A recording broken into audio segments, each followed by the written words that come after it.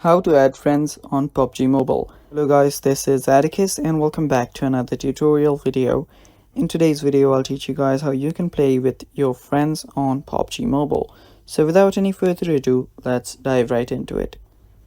So first, you will need to open up your PUBG, make sure that you're logged into your account.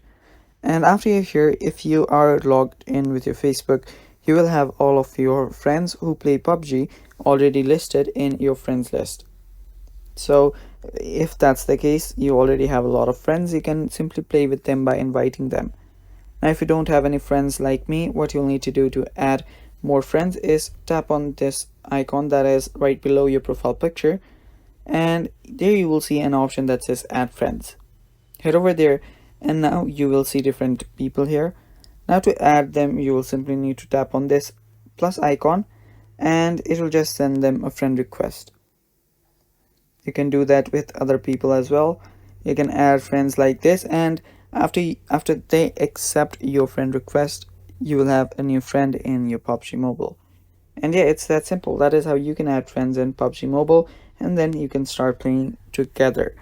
And yeah, that is basically how you do it, guys, and that is all for today's video. Stay tuned for more, and bye bye. Take